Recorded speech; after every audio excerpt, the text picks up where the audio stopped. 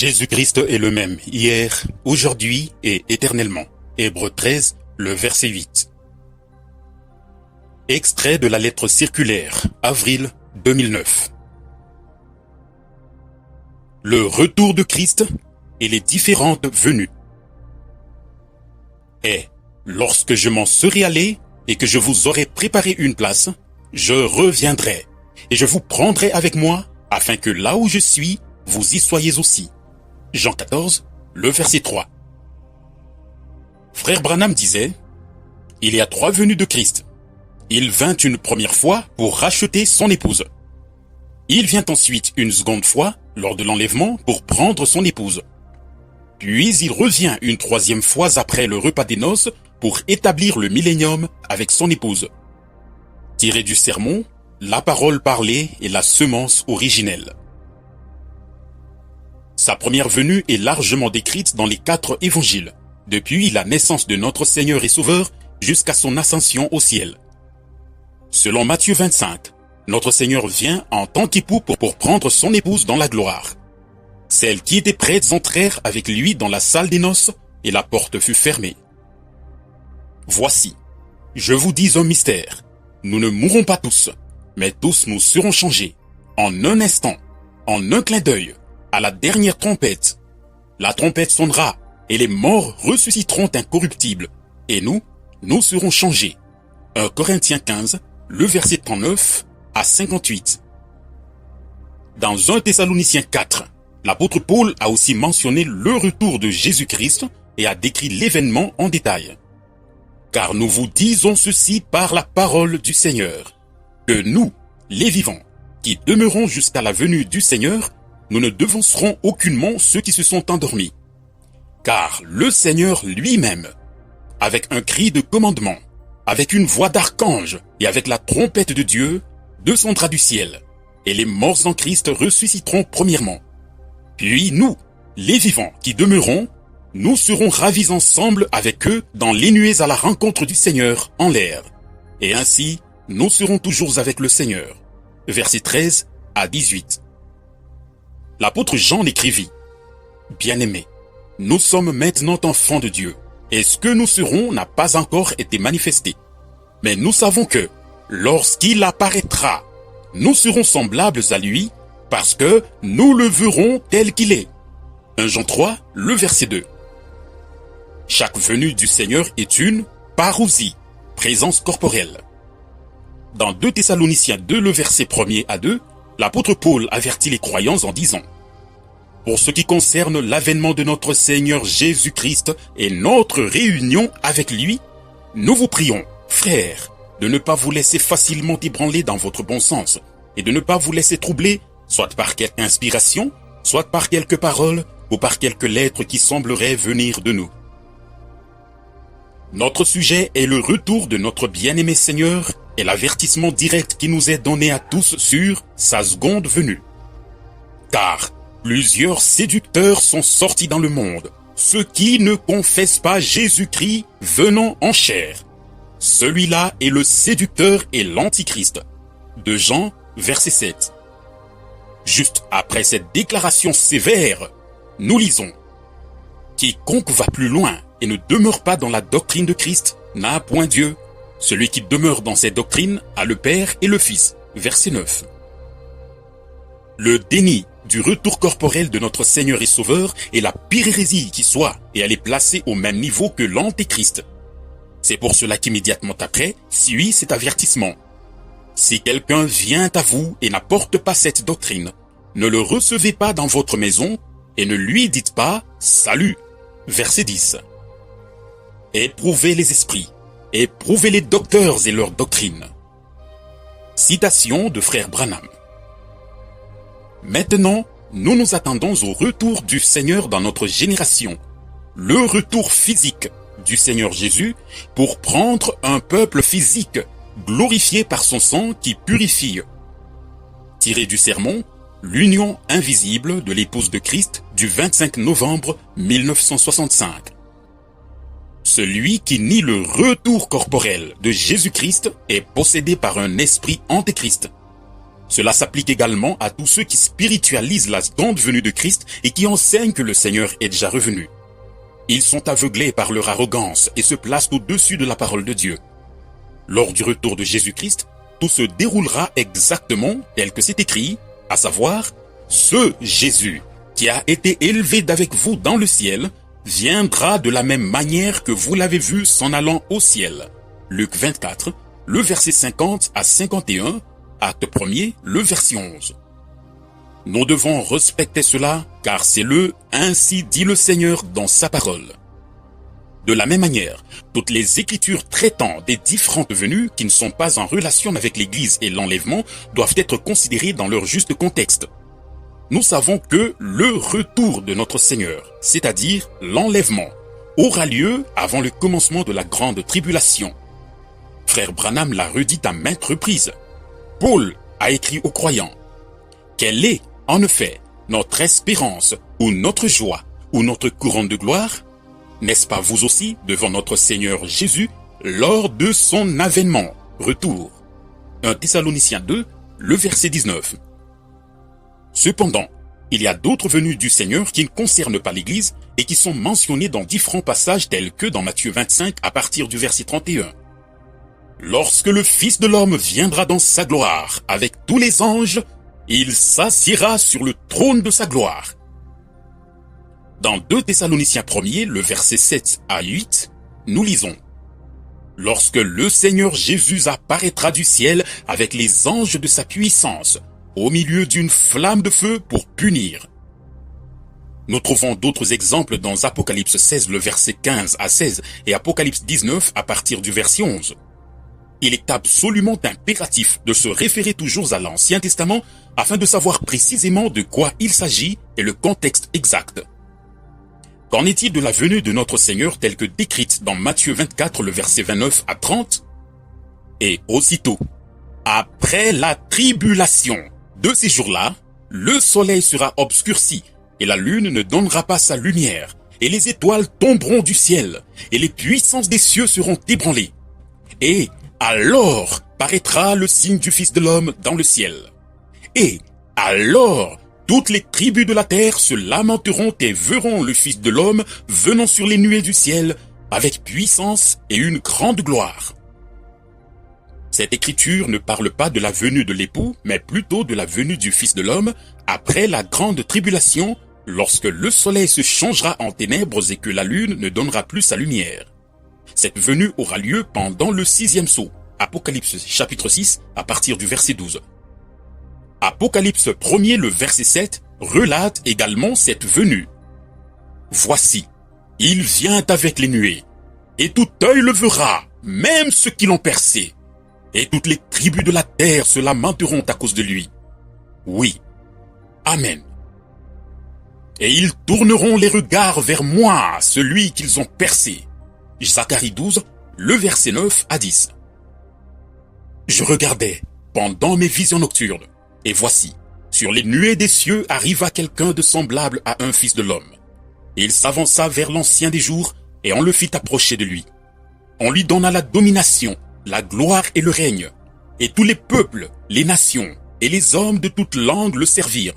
Sa domination est une domination éternelle qui ne passera point, et son règne ne sera jamais détruit. Daniel 7, le verset 13 à 14. Apocalypse chapitre 11, à partir du verset 15, donne encore plus de détails. Le 7e ange sonna de la trompette, et il eut dans le ciel de fortes voix qui disaient: Le royaume du monde est remis à notre Seigneur et à son Christ, et il régnera au siècle des siècles.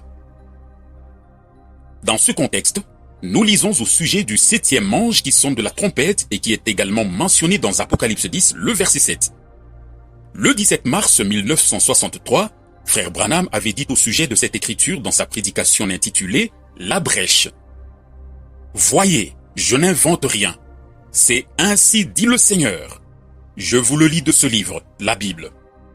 Mais qu'au jour de la voix du 7e ange, quand il sonnerait de la trompette, le mystère de Dieu s'accomplirait comme il l'a annoncé à ses serviteurs, les prophètes. Le « Ainsi dit le Seigneur » prononcé par Frère Branham ne doit pas et ne peut pas être touché. Dans le même paragraphe, il a donné cette clarification en relation avec le 7e ange qui sonne de la trompette et la descente de l'ange de l'alliance. Et lorsque les sceaux sont brisés et le mystère révélé, alors descend l'ange, le messager, Christ, posant ses pieds sur la terre et sur la mer et ayant un arc-en-ciel au-dessus de la tête. Ainsi donc, rappelez-vous que ce 7e ange est sur la terre au moment de cette venue. Je vous prie de bien faire attention à ceci.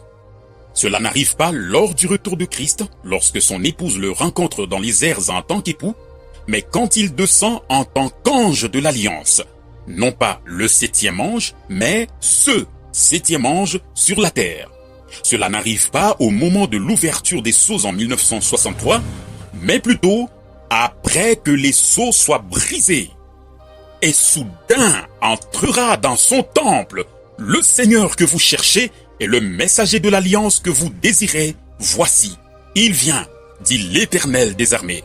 Malachie 3, le verset 1er, deuxième partie. Les 7 anges qui sont de la trompette sont introduits lors de l'ouverture du 7e sceau. Dans sa prédication sur le 7e sceau, frère Branham n'a lu que le premier verset du chapitre 8 sur le silence d'une demi-heure dans le ciel. Mais directement après cela, Jean a vu ce qui est écrit à partir du verset 2. Et je vis les 7 anges qui se tiennent devant Dieu, et ces trompettes leur furent données. Dans la Bible hébraïque, le mot chauffard est utilisé, lequel est traduit dans notre Bible comme trompette. Le mot chauffard est aussi mentionné dans 9 autres endroits. Apocalypse chapitre 8, le verset 6, chapitre 8, le verset 8, chapitre 8, le verset 10, chapitre 8, le verset 12, chapitre 8, le verset 13, chapitre 9, le verset 1er, chapitre 9, le verset 13, chapitre 10, le verset 7, chapitre 11, le verset 15. Cela montre clairement que le contenu du 7e sceau n'est pas en relation avec les 7 anges des églises, Apocalypse chapitre 2 plus chapitre 3, mais plutôt avec les 7 anges qui sont de la trompette et qui se tiennent devant Dieu. Après que les 4 premiers anges de trompette eurent sonné leur chauffard, il est écrit « Malheur, malheur, malheur aux habitants de la terre, à cause des autres sons de la trompette des 3 anges qui vont sonner. » Apocalypse chapitre 8, le verset 13. Au chapitre 9, le 5e et le 6e ange sonnent de leurs trompettes et il ne manque plus que la voix du 7e ange. Le 7e ange annoncé dans Apocalypse chapitre 10, le verset 7, n'est évidemment pas le messager du 7e âge de l'Église, mais plutôt le 7e ange qui sonne de la trompette. Le « Ainsi dit le Seigneur » de frère Branham se réfère sans équivoque à la voix du 7e ange qui sonne de la trompette, car en ce moment-là, le mystère de Dieu sera accompli. Quand frère Branham se référait à Apocalypse chapitre 10 le verset 7, en faisant la relation avec son ministère, il utilisait la forme au pluriel « mystère ». C'est une distinction très importante parce que c'est par le dernier message à l'âge de Laodicée, par son ministère, que tous les mystères devaient être révélés de la Genèse au dernier chapitre de la Bible, et c'est effectivement ce qui a eu lieu. C'était la tâche du dernier messager, dans l'âge de Laodicée, d'apporter le dernier message. Apocalypse 10, le verset 7 parle du mystère, au singulier, qui s'accomplira lorsque le 7e ange sonnera de la trompette. Cela est décrit très clairement dans les Saintes Écritures. Christ est le mystère de Dieu révélé. 1 Timothée chapitre 3, le verset 16, Colossiens 2, le verset 2 à 3, etc. Et enrichi d'une pleine intelligence pour connaître le mystère de Dieu.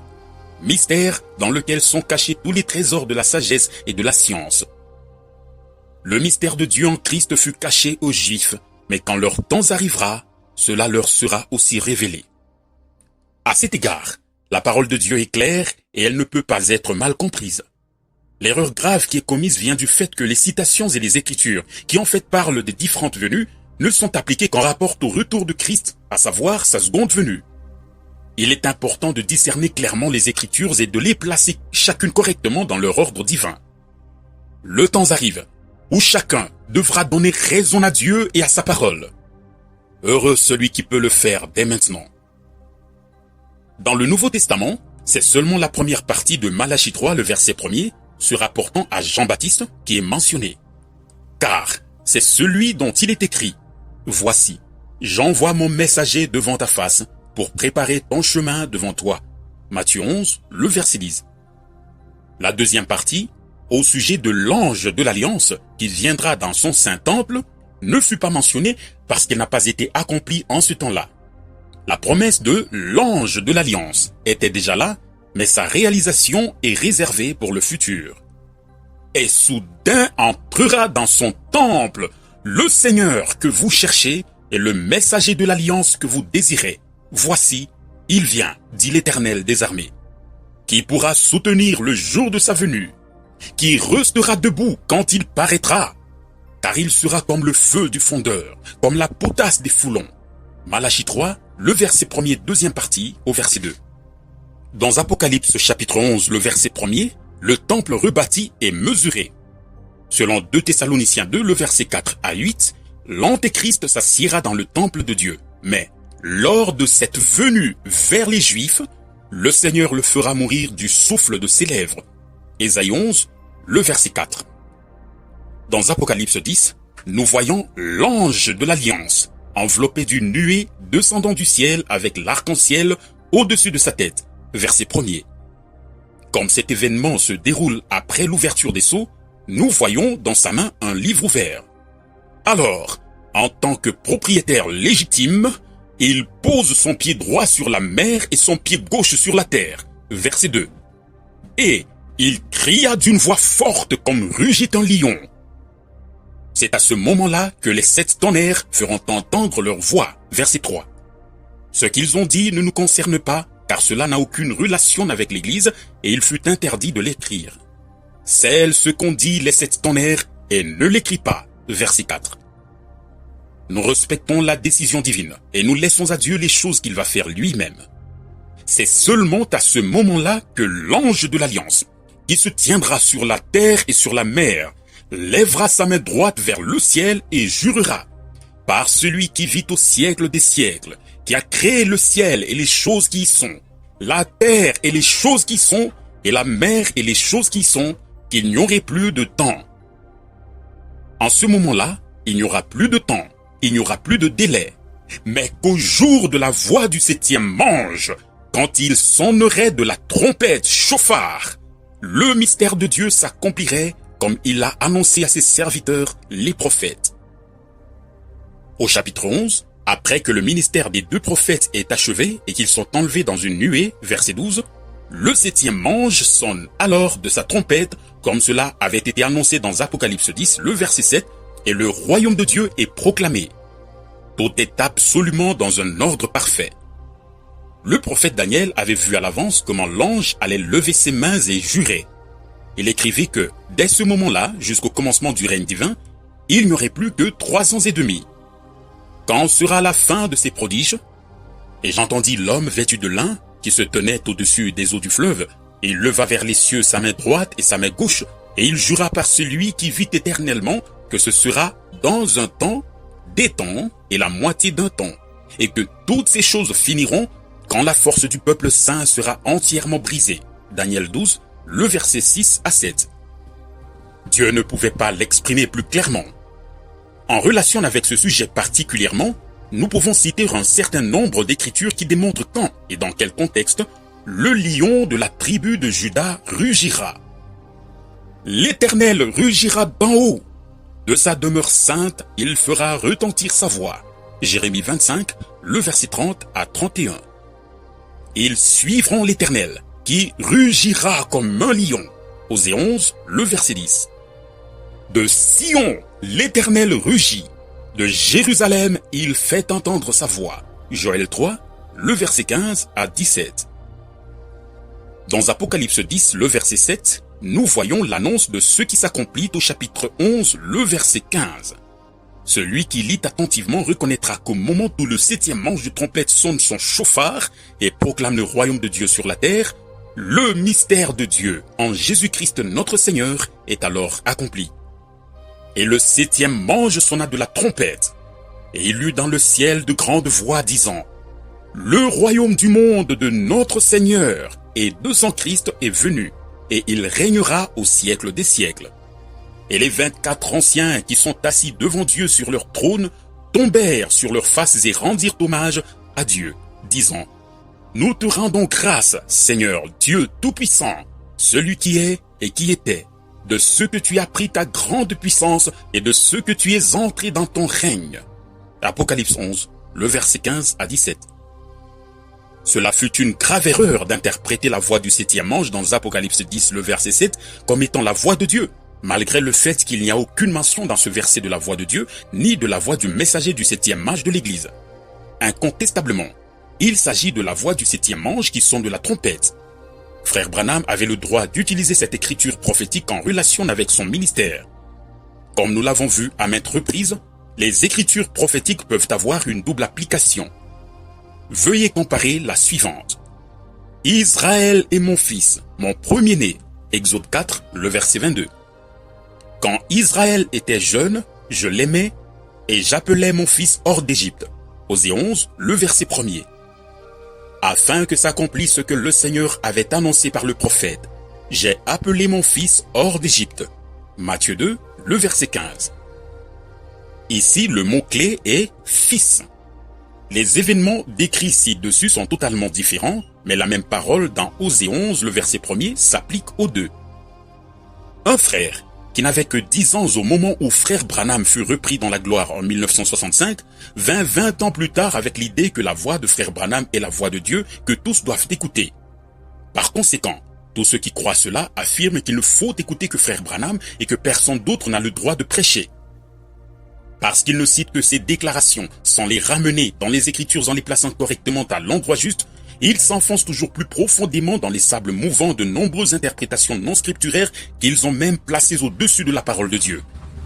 Nous respectons le ministère unique et infaillible que Dieu avait donné à frère Branham, ministère qui fut en relation directe avec son plan de salut. Tous ceux qui sont nés de Dieu écouteront et croiront la parole promise pour notre temps. Cependant, nous rejetons catégoriquement toute interprétation de la parole ainsi que toute forme de glorification d'un homme. Ce n'est rien d'autre que de l'idolâtrie. La voix de Dieu dans la parole de Dieu demeure éternellement. L'honneur et la gloire reviennent à Dieu seul par Jésus-Christ, notre Seigneur. Maintenant que le retour de Christ est imminent, ces thèmes doivent être clarifiés et placés correctement, de manière scripturaire, dans leur ordre divin. Toutes les fausses doctrines qu'on trouve dans les nombreuses dénominations proviennent des Écritures qui ont été mal comprises et mal interprétées. De la même manière, chaque enseignement erroné que l'on trouve dans le milieu du message est apparu suite à l'application incorrecte des déclarations de frère Branham. Ce n'est ni la parole de Dieu, ni le message que le prophète a apporté qui sont mis en cause, mais Satan, le séducteur, qui a depuis le commencement tordu la parole de Dieu.